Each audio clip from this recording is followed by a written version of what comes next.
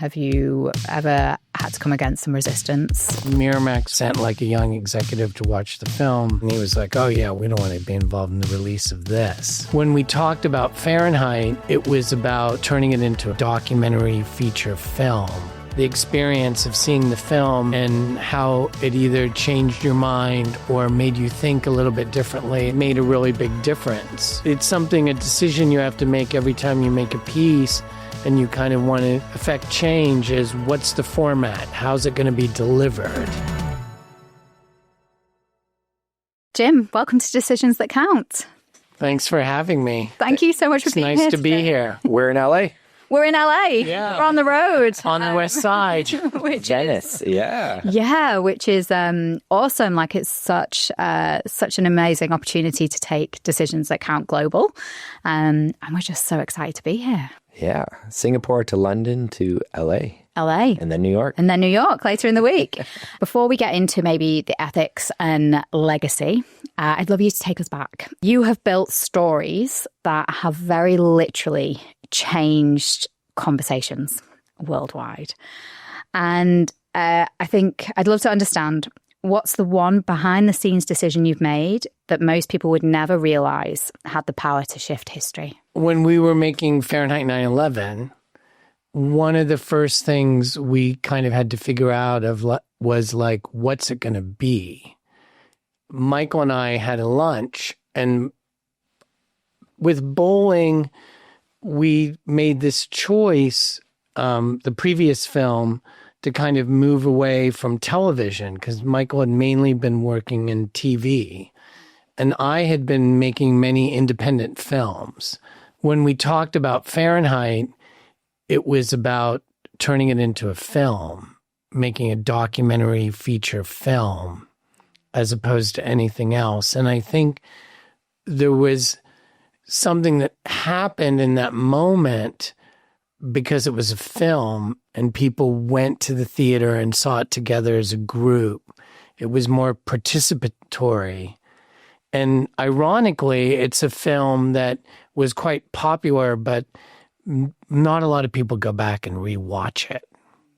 It was a moment in history where that the act of sharing the experience of seeing the film and how it either changed your mind or made you think a little bit differently. And then, talking about it later, whether it was in leaving the theater or going out to dinner the next week, I think made a really big difference. So I think it's a decision you have to make every time you make a piece and you kind of want to affect change is what's the format? How's it going to be delivered?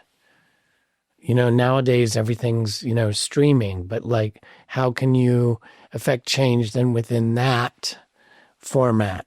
But making it into a film was really a big deal. I was not expecting that answer at all. I was expecting, maybe more into kind of the storytelling and of course the topic. But of course, the format, because that's what probably drove being able to kind of see it with people and then talk about it afterwards and have that conversation actually probably had more cultural impact than if you'd have told the exact same story as a 2-part TV show. Oh, yeah, 100%. Mm-hmm. And then the other thing is that integral to making a film is the 3-act structure. How the storytelling works. The 3-act structure of like having a beginning, middle, and an end. And how are you going to weave the story into that beginning, middle, and end? And what's that format going to be for the film? And the way we bookended it with what the sequence, which we call Men in Makeup, though Condoleezza wasn't all men, Condoleezza Rice was there too. But the idea that you saw them preparing to make a message, at the beginning, before they were speaking, we were lucky we got that footage when we asked for the archival of certain sound bites. They just sent us the whole thing of the camera rolling, but it so set the stage because it wasn't something that people normally saw was, at that time period, the Secretary of State getting mic'd up and powdered before they said what they were going to say. And you see that a lot now. Yeah, now it's totally. I mean, and the current project I'm working on, they're like, "Oh, can't we do a sequence where, like, you're always rolling, and you almost like, in a way, sometimes nowadays you stage those sequences." Yeah. Whereas when we made Fahrenheit, that sequence was just so real because we weren't even prepared for that because we had asked for the footage for the sound bites, but we got the entire camera roll. So like when you were making either of those films you just mentioned, right? How do you decide what goes in and maybe more importantly, what stays out of it? Because those are, as Michelle said, those are historical pieces, right? And Columbine was when I was in like high school around a similar time or similar generation at least. And like, it was very personal. And I remember everything about that. So how do you make those decisions? Does a weight of society and human history like come down on you, or like take me through those decisions? Something about Fahrenheit, at that moment, we made the film in New York. We had all experienced 9/11 ourselves personally. And there was quite a dynamic towards Osama bin Laden. This is when he was alive, no one knew where he was. Like, was he still masterminding other things? And we wanted to tell this story of 9/11.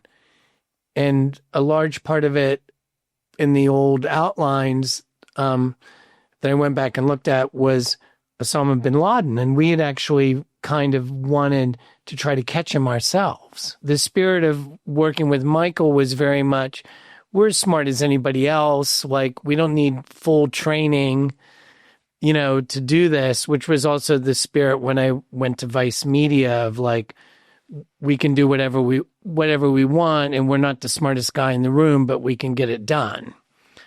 And I think we spent a lot of time prepping ideas about how could we try to find out where Osama bin Laden is. We even went to the point of like, well, if we find him and we get some footage, how are we going to move the footage through to get it back to New York? Michael had wanted to be a Catholic priest before he became a presenter, so we thought, we'll find a monastery with nuns in it, and we'll give them the digital video footage and get them to bring it back to America for us. But as we got deeper into it, we realized, if we try to tell that part of the story, it's such it becomes like a caper. Like, it's like a black and white, good guys, bad guys, because at that moment in culture, people were thinking there were literal good guys and bad guys. You know what I'm saying about. And so we dropped that part of the story and focused on what was the reaction and what was the outcome with the Iraq war. To try to make that point and make people kind of more aware and more open to investigate, like, what were all these decisions being made in front of them, as opposed to like going on like a 20-minute crazy journey to try to find Osama. Like, was that really going to be? No. It was better to focus on, President Bush reading the children's book and, what was his reaction, and all the other subsequent stories we told of the soldiers fighting in Iraq. There's a lot of writing that is part of documentaries. Like, I think a lot of people think documentaries are an editor's medium, but they're really a writer's medium. Because if you're trying to make the film in the cutting room, it's going to take a very long time. But if you're writing it out as an outline and then figuring out what's going to work and what's not before you actually start making the film, it's much more efficient. Sorry, I just need a minute. I need a minute. I remember everything about that day. I do. I was 16. Yeah, I was in my chemistry class. Everybody stopped and watched the TV. I got home from school. My sister opened the front door and she was in tears. And my parents were at work. Where do you even begin to write that story? I mean, it's the same process as scripted shows where you hear about the writer's room. You get all the producers and the editors and the field people together and you start to hash it out. You do outlines, you put note cards on walls, and you keep honing it and honing it and honing it. In like documentary, what's your goal going into it? Because obviously there's some entertainment and there has to be some storytelling to keep people interested. But is the goal for people to think different, or does it depend on the film? Is it to persuade? Is it like, how do you, is there a North Star when you start a film or writing it to say, this is what we want people to leave the theater with? We want to persuade people or have a message that makes them think different or at least question. And so, yeah, that is an intention. And then how can we, through the storytelling, how can we achieve that goal? With the political films, you definitely have a North Star. And then it's a question of how do you deliver that message in a way that feels even-handed, that is persuasive but not dogmatic. You know, you don't want to hit somebody over the head with a hammer. You want them to laugh, to be emotionally connected. So there's many little decisions that are going through that process. Like to get a joke to land, you're sometimes moving shot 6 frames further or 6 frames back until the timing is exactly perfect in the editing room so the joke lands. Did you receive, for any of the more political documentaries that you've done, have you ever had to come against some resistance? Like before, like during script writing, you know, if they got wind of it, or during production? Yeah, with Fahrenheit, you know, Miramax was owned by Disney, and there was truly 6 degrees of separation moment. We had wanted people to become aware of the film through like the New York Times, but we didn't have an angle for a story.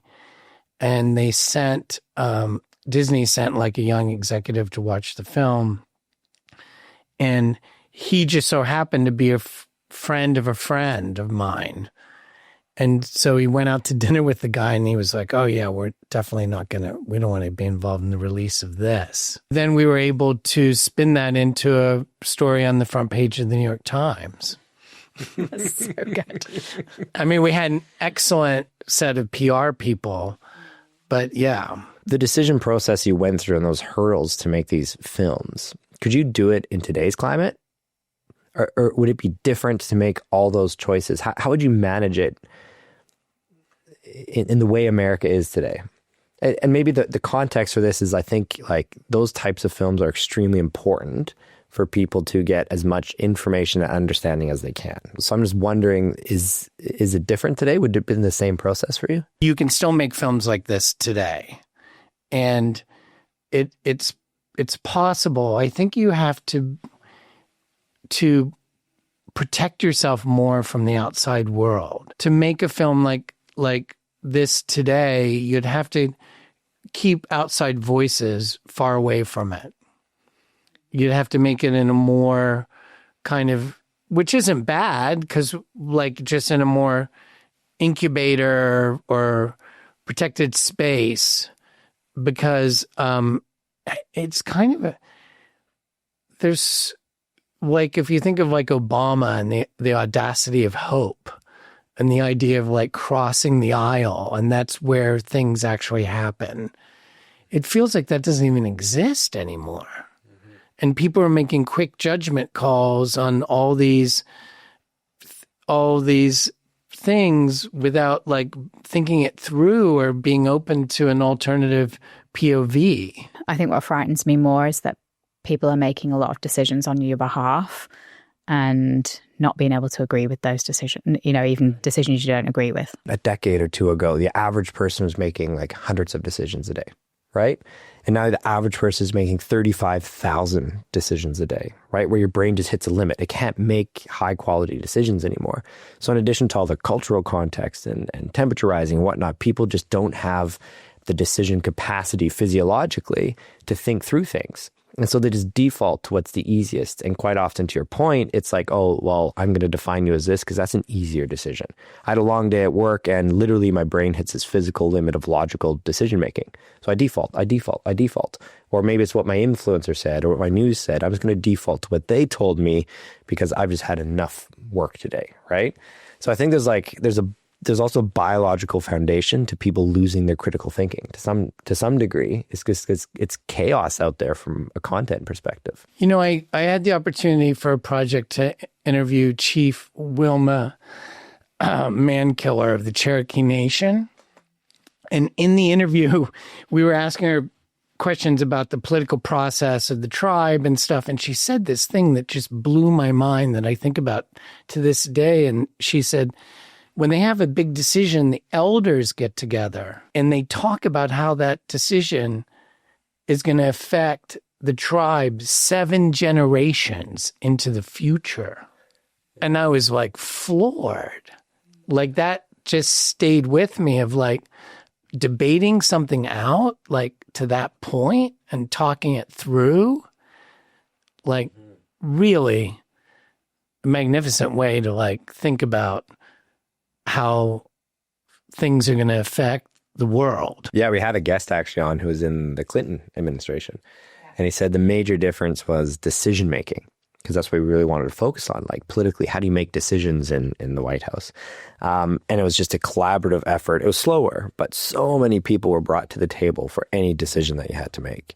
He says now the big difference nowadays is decisions are just basically one person who's just making the calls very, very quickly. Still, though, I don't think Western society is a big difference from, because we both live in Asia, obviously, that multi-generational approach, I think, is more common in Asia. Because definitely the governments like Singapore, for example, are thinking generations ahead. Maybe not out west, though. It's for the collective, not this collective society and not individual. So there's that element of it as well.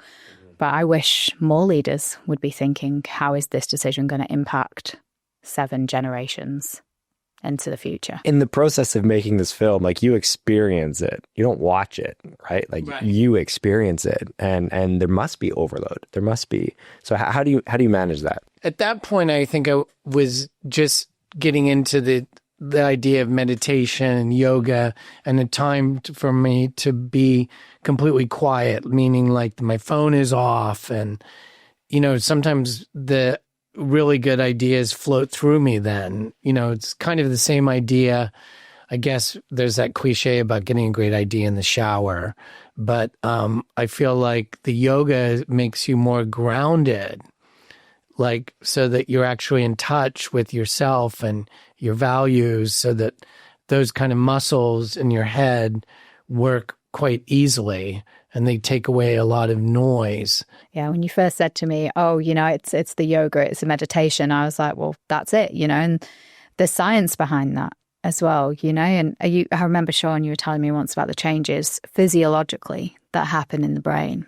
Yeah, for mindfulness, I'll be the first, I always thought it was a spiritual practice, right? And then we had to dive into it for a project actually around decision fatigue, and I dove into the literature, and mindfulness actually has profound physiological changes to your brain. It literally changes your infrastructure of how your brain functions. And one of the biggest components of that is being able to disassociate yourself from emotions. So you can acknowledge an emotion, like when you're still, you do a body audit, breathing, whatever your method is you can be like, I'm angry, I'm sad, I'm whatever it is, you can disassociate, recognize that emotion is temporary and it doesn't need to affect your logical thinking or whatnot. And it literally causes your brain to change. So your brain adapts, and structurally it's different from regular mindfulness practices. So I became a big believer. I needed the science to show up for me, right. But it's a great practice that's it's not expensive, it's free. You can take it with you wherever you can go, and it doesn't need to be hours. It can be 5 minutes, and it has a tangible difference. Yeah, and I find if I can't do it for multiple days, then I get tired. And even running outside. So we know in nature, your brain has developed mechanisms to very efficiently filter all of the sounds and noises in nature. So the birds, the wind, and all that stuff, your brain can very efficiently ignore it. Whereas a city environment, a horn honk, someone screaming, your brain turns back on. So nature, we know, actually is a fantastic way to relax your brain. Even studies have shown that, like, after surgery, people who sit and recover by a window looking out on trees recover much quicker than those who don't have a window looking at nature. What was probably the most ethically difficult decision that you faced in storytelling? So, well, first off, I'm going to say I really work in an environment where I try to do everything ethically on the up and up. And then what that means as a producer is get the releases signed even before you start shooting, like the day before or something. So you like, oh, I have permission. You know, it's not a thing of like doing something under the table or like sneaking a shot or like, you know, just those baseline things of like, you don't want to exploit or take advantage of people. But in thinking about this question, when I started working with Michael on the TV shows, you know, we would involve the KKK a lot because we love to make fun of them and critique them for obvious reasons. And all these organizations, you know, have a head of media that you have to ask permission from. What? Yeah, they all like, really? You can't just like, you know, you like, oh, we want to film with these KKK members and do this or do that. Yeah, you have to take proper channels to like get permission. I guess I just didn't think there was that organized. Yeah, people. And the gentleman from the KKK who was giving us permission said this thing to me. He said, "We know you're going to make fun of us, but we're going to let you do it because our point of view is when this gets released, one person who watches it will join the KKK from seeing it." And it's kind of like, oh, you know, we always leaned into, well, the greater good is, you know, making fun of the KKK and exposing them in any way we can. But it was really something to hear their point of view on why they're going to let us do it. I know the worst thing is probably at least one person. Yeah, I mean, the thing that they don't have a statistic for is how many people stop being members after we would give them a good critique or a good, you know. But it's that whole there's no such thing as bad press. Right.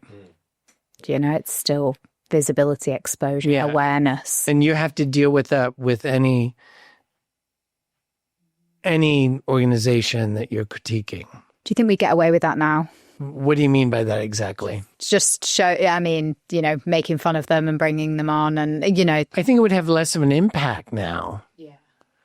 Because of the way the world is, like, and people kind of seeing things in such black and white or starting to hate you before you've even talked.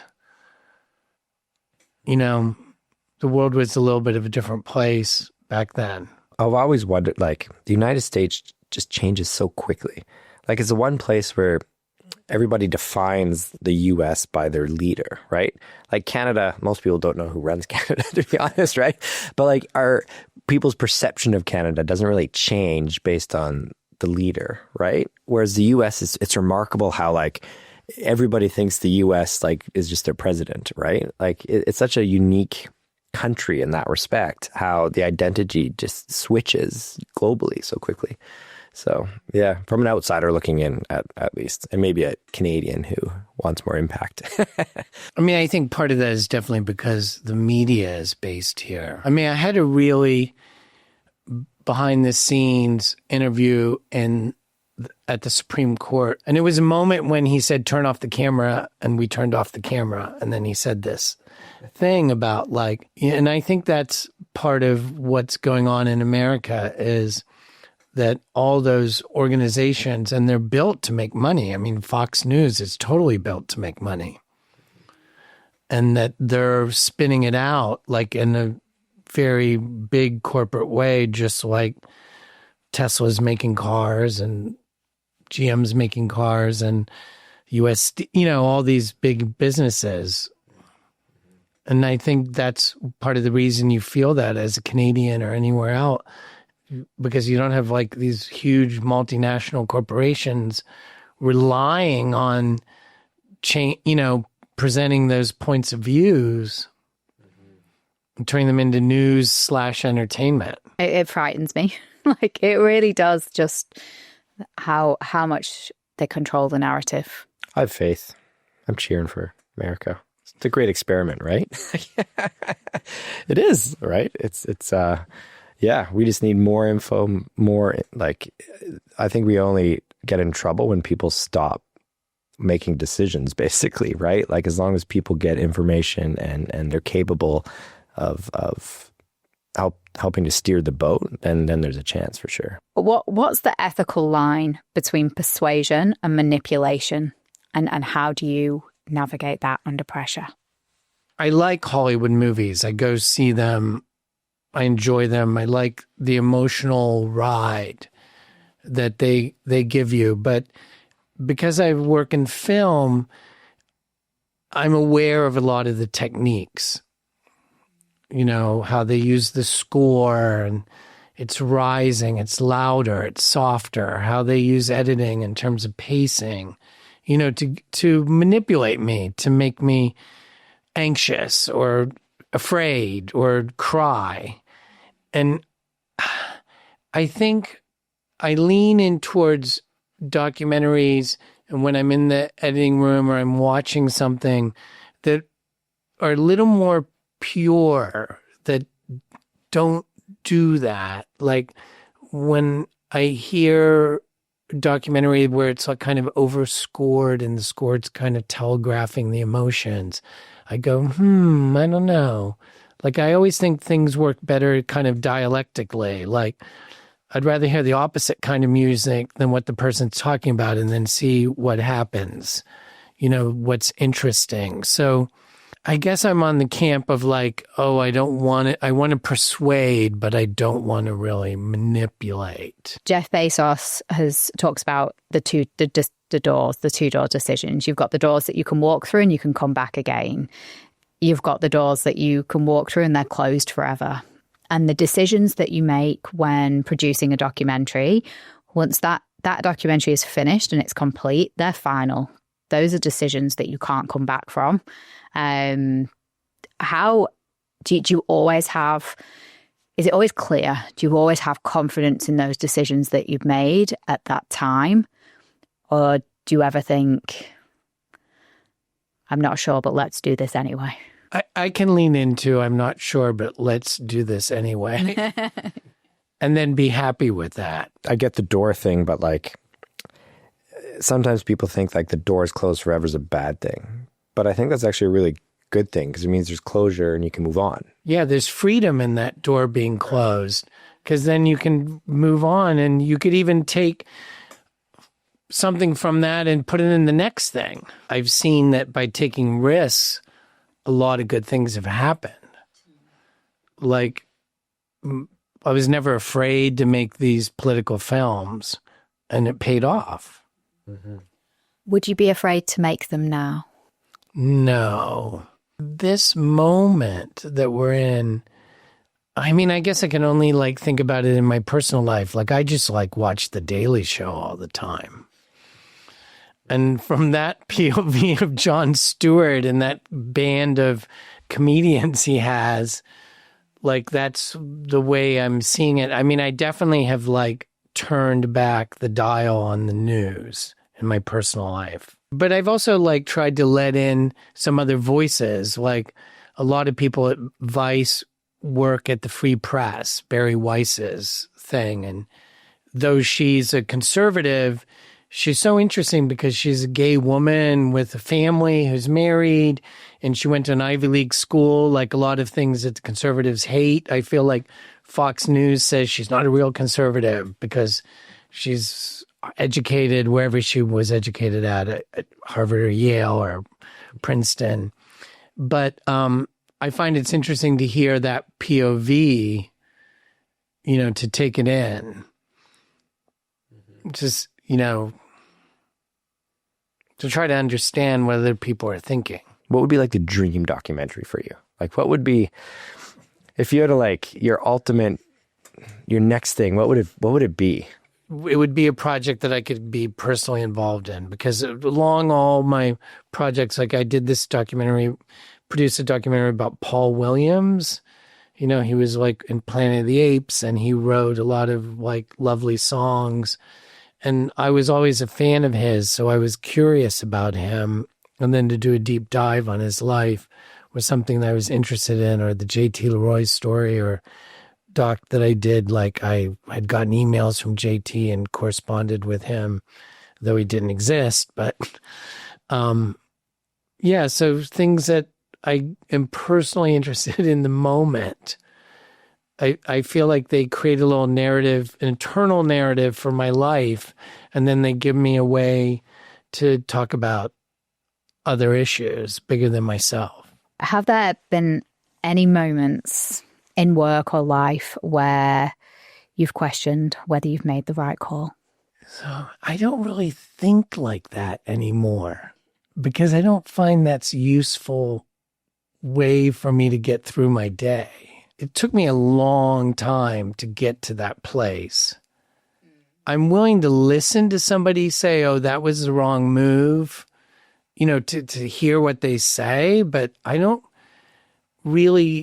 spend a lot of time in my own life going back on my, like, rehashing, oh, if I had done this or that, and, oh, I made the wrong decision there.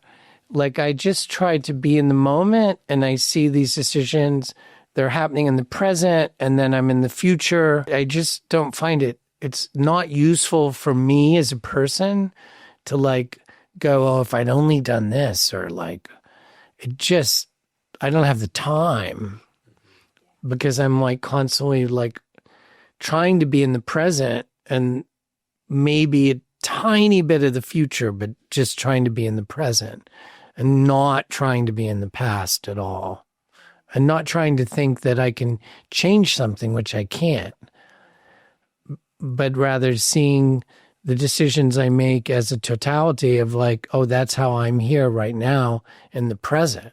And what's one decision you've made that you think will outlast you? I'm going to say the decision to kind of constantly be trying to improve my own life, and going to therapy and meditating and going to yoga and trying to build stronger personal relationships, and, you know, have stronger relationships with my family. I'm divorced, but I have 2 sons. And I think those really personal decisions that's what I'm going to be thinking about in my final breaths, not Fahrenheit 9/11. No offense to Fahrenheit 9/11, but yeah. And so to also work on that part of my life, which when it's working comes into my day-to-day at work and how I relate to the editor or the cinematographer or the director or anyone. If you could leave one story untold or one story told forever, which would it be? Well, it would definitely be to tell a story. I mean, it's hard for me not to relate it to the previous question of like to tell. There's something I say to my kids all the time and they go, well, yeah, we know, Dad. But I say there's no substitute in life for paying attention. And I feel like you have to pay attention, and in this kind of barrage, and I get in the barrage of like being on Instagram and email and making calls from my phone, and how many Zoom calls do I have today, and da-da-da-da. And I kind of can get into a state of like glossing over things. It's almost like I get in the bad zone where I'm not paying attention or not being aware. To tell a story about my own striving to have personal improvement in my relationships and therapy and things like that is a story I think to tell, and to try to make people pay attention more.